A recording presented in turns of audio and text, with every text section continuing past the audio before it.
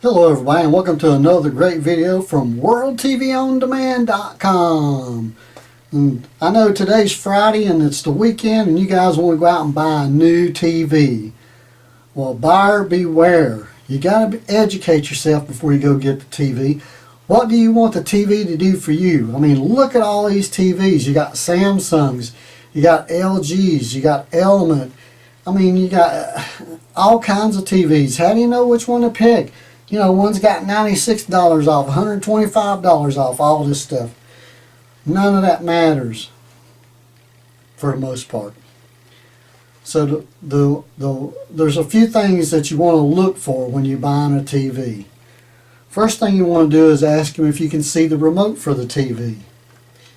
And you want a remote that has some functions on it that you can that you can use, like selecting a channel or something.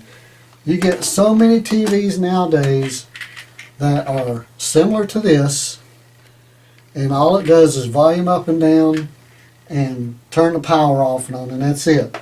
So what they expect you to do is when you hook up your satellite or your cable network to it, you'll get a remote that will control their devices. Another thing that you want to consider is when you look at the remotes, make sure that it has a guide button, the TV, and that tells you what's on the TV if you're hooked up to an antenna. If it don't have a guide button, it's not going to have a TV guide if you hook it up to an antenna and you want to see what's coming on next, or whatever. If it's during a commercial when you flip to the channel and you want to see what you're watching, there's nothing, on this one, there's nothing to click on to see what you're watching. So make sure your remote control of your new TV you're going to buy has a guide button, so it gives you some information about what you're watching and what's coming up next.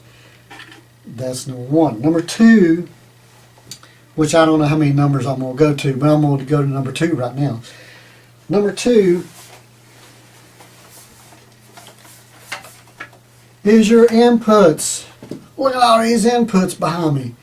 I mean, my goodness. But you know what? Some TVs have no inputs. It comes with one little input to plug a wire into, and it comes with a bar that goes underneath or behind the TV that is separate from your TV that you plug your inputs into, like your HDMIs and your coax and your colored plugs here for your RC cables. It's separate. I don't like them that way. I like a TV that has everything here that you can plug in.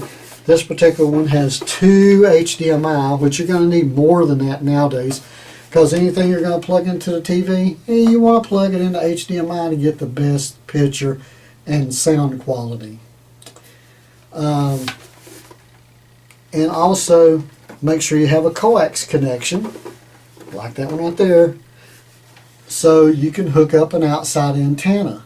So no matter what service you have, whether it's cable or satellite or DSL or whatever it is, you want to make sure you have that connection so you can hook up an antenna. They make real nice antennas you can put right behind the TV that you can scan for your local channels and get your local news and weather and local channels that you can watch local stuff, which is going to include ABC, NBC, CBS, Fox, the WB network, a lot of good channels. In the Orlando area, we're up to 80 channels with an antenna.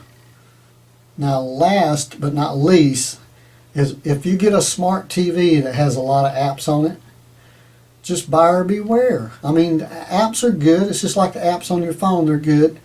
But when you get all these apps, if you're going to use them, they're all going to cost you, $5, $10 a month, maybe even more. Depends on if you get a premium package. So you want to make sure that you have HDMI, you have the coax connection, you have plenty of both, so you can hook up more than one device to your TV. And then you want to look at picture quality.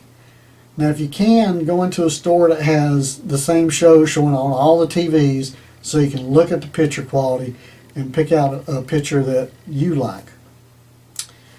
So I hope this video was helpful to you. This is Harold with WorldTVOnDemand.com, and I'll have another video for you soon. Go buy you a TV.